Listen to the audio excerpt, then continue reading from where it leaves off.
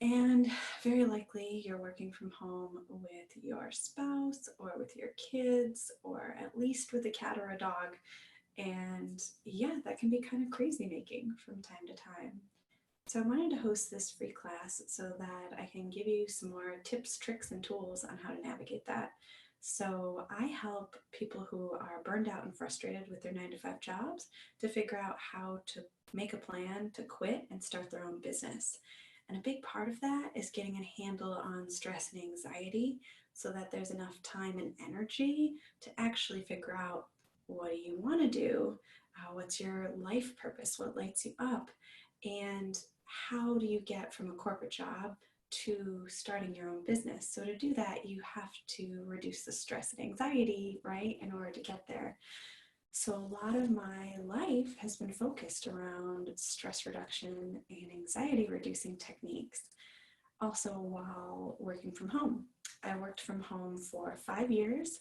4 of those years was for a global multinational corporation, and one of those was for myself with my own business. And 2 of those years, my son Cedar was home with me the whole time. So he's mostly been home with me with either a babysitter or going to daycare 2 days a week since he was born. And that presents challenges, right? Of figuring out how do you work with a baby there or with a toddler, and what do you do? What do you not do? So I wanted to share 3 major techniques for me. And then what I think I'll do is actually have a focused free class every week of the month for April that you can tune in with and get more stress reduction tips, tricks, and tools. So the 3 I wanted to share with you today are morning rituals, solid transitions, and boundaries. Morning rituals is the number one thing I recommend to my clients. It's the number one thing that'll set your day up for success, right? So in the morning, you're usually rushing around. Maybe you're trying to get the kids out the door.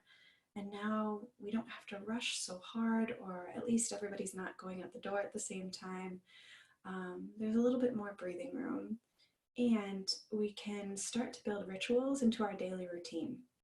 So when I say ritual, I'm talking about making a normal process, transmuting it through alchemy and intention, and making it magic almost, and making it a bit of a ceremony.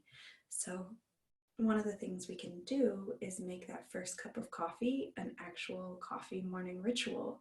So while you're grinding the beans, putting them together, pouring the hot water, making all of that really focused and giving it your full attention, breathing in the smell of the beans, taking your time with it, and then sitting there with just your cup of coffee. Don't do anything else. Don't scroll Facebook. Don't check your email. Just sit there with your coffee and really enjoy that coffee and that process. So that's one piece of your morning ritual.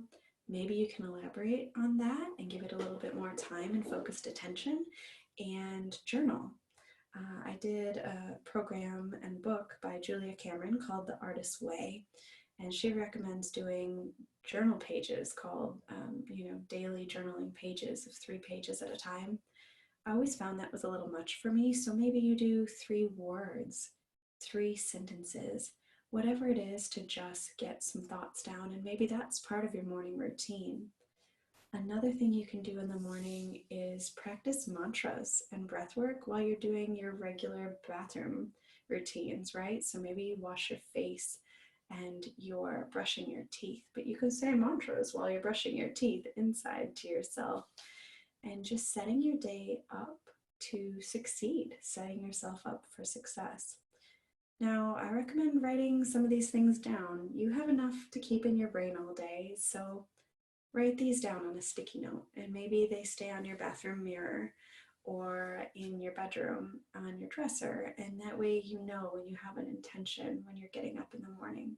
So morning rituals is like my number one stress reducing tip, because you're setting that container, setting the framework for your day. The second one would be having solid transitions. Oh my goodness. So let's see, I've got 8 tabs up on my browser right now. I don't need 8 tabs up. it's not necessary, right? But I can go from thing to thing to thing, or I'll go from working on one project to working on another. But over time, that accumulates stress, right? Because we're hopping, and our brain has to focus in on something, lift up, go over here, focus in, lift up.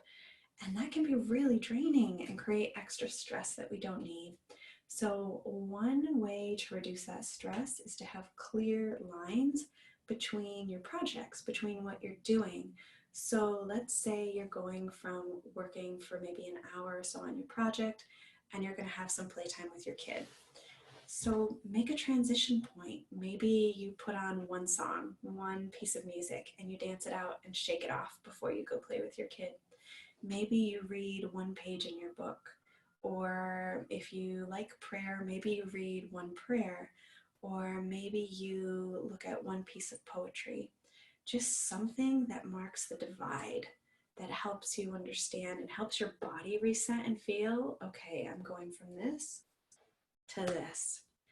It could also be as simple as opening and closing a door. So I'm in my office right now, and when I go back out to interact with my husband, I'm going to open that door and maybe I close it behind me and really visualize the idea of leaving my work in my office and going to spend time with my family. Um, that can be a really good way to transition, but then we're not accumulating so much stress and projects, and it's not all just running into each other and creating this soup, right? We're intentionally connecting, intentionally disconnecting, and intentionally connecting to the next thing. All right, so that's morning rituals, solid transitions, and the third one is huge, and we could do weeks of training on it, but especially in these times of working from home, boundaries are so important.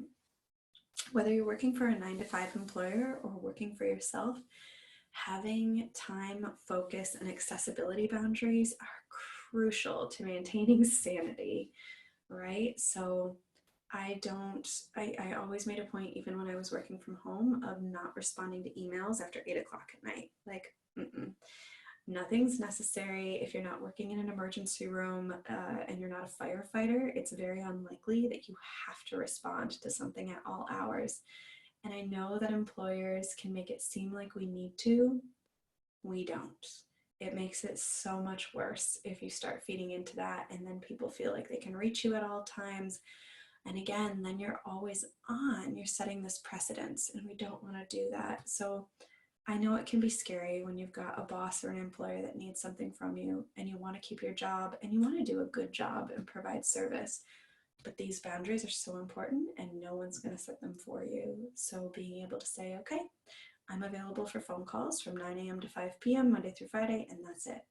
Or I only do my work on these days and times, and that's it. And sometimes you have to flex that schedule around, right?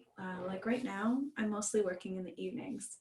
I have 1 hour when my toddler naps during the day, and then when he goes to bed at 7:30, I get a couple hours. So most nights I'm working, but I make a point to not work at least 2 nights a week. And maybe those nights change or they flex, but I try really hard to keep those boundaries. And I think it's important to know where your boundaries are. Try to make them clear and intentional. And then you know when you breach them or when you break them and why.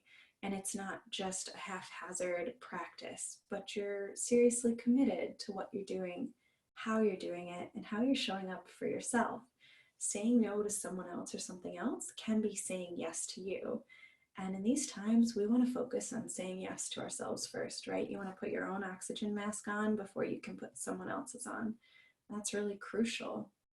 So my top 3 tips for reducing stress and anxiety: morning rituals, solid transitions, and boundaries. These are the biggest ones.